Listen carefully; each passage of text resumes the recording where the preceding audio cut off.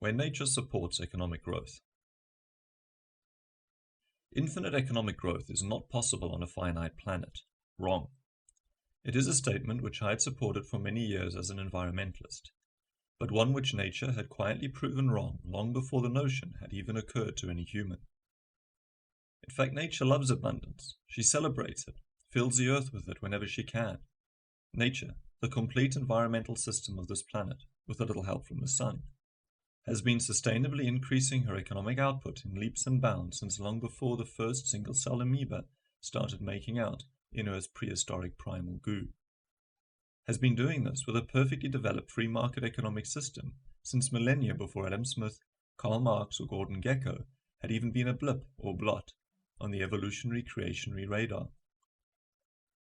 In fact, it appears that the greater her economic output, or said differently, the greater the variety of species and numbers of those species created, and the greater the flow of energy between and within those species, the more stable the system is.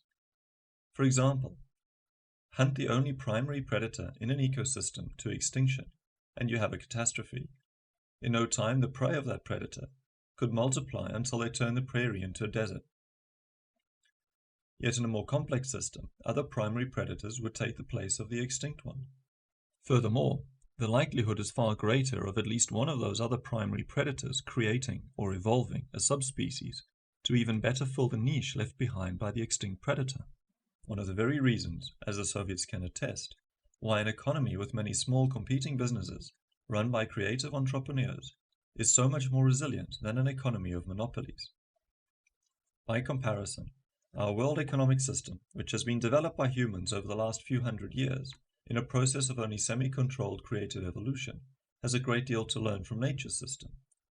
Economists trying to develop the perfect economic system, one that sustainably offers ongoing increases in living standards and security for all, need only humble themselves enough to copy what nature has long since developed. After all, our economic system is not separate from nature's system. It may be a unique part within it, like the Great Barrier Reef, but it is not separate.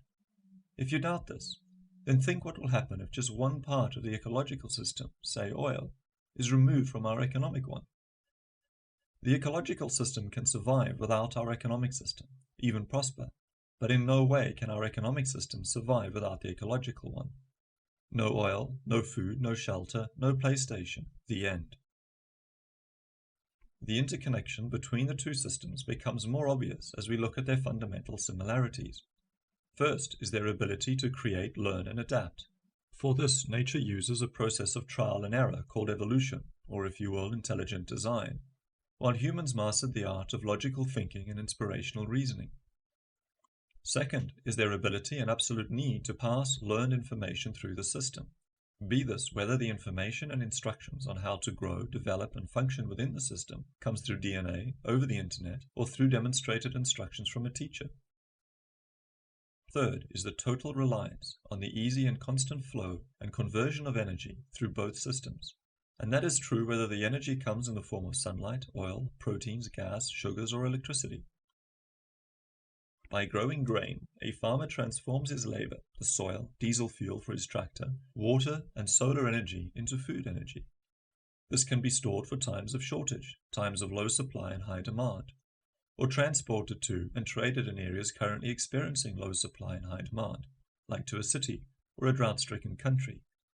However, the farmer can also trade his created food energy for money that he can then keep until he needs it at another time or place. This showing us that money is just a very creative and highly developed form of stored energy, one that is easily transported, imperishable, and usable and therefore valued by almost everyone in the system.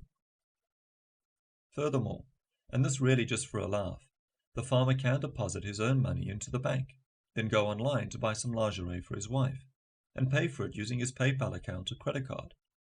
And in doing so, he would have transformed the sun's energy into matter, in this case grain, then into money, stored energy, then into pure information of zeros and ones as his money is transferred over the internet, and finally into lingerie, and maybe even, if the lingerie worked and the condom didn't, into a new life form, a child.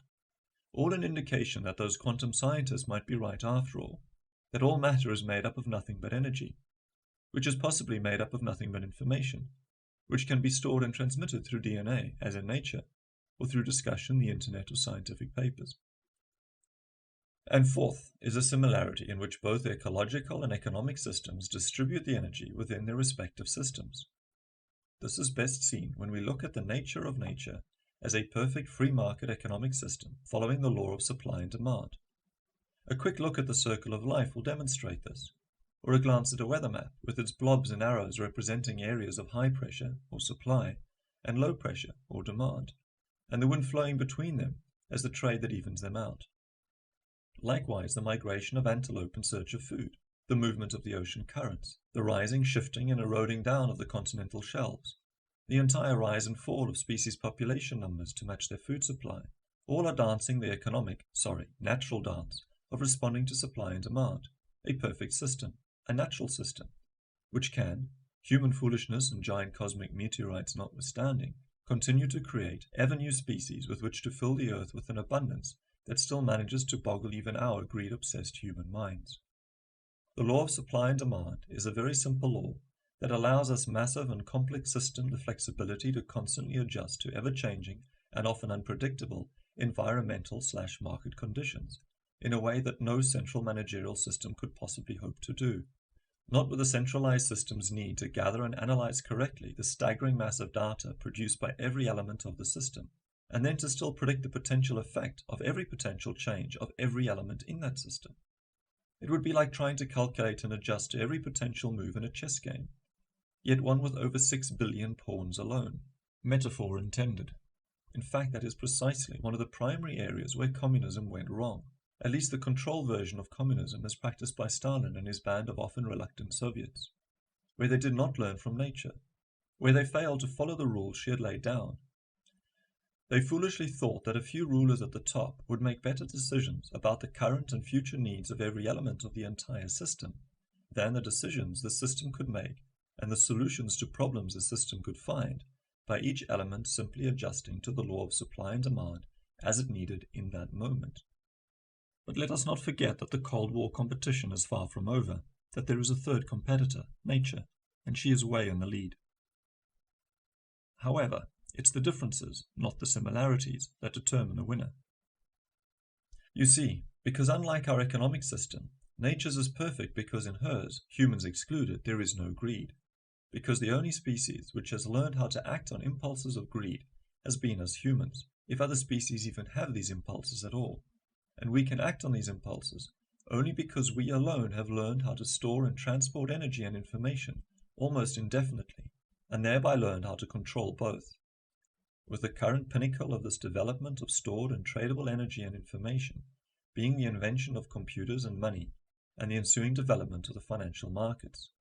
Squirrels, by comparison, having not yet figured out the concept of vacuum sealing or refrigeration, can store nuts for one winter, but know that storing more than they can reasonably consume or need will only be a waste of valuable energy, as they see their unconsumed nuts turn into either trees or compost in the spring rains.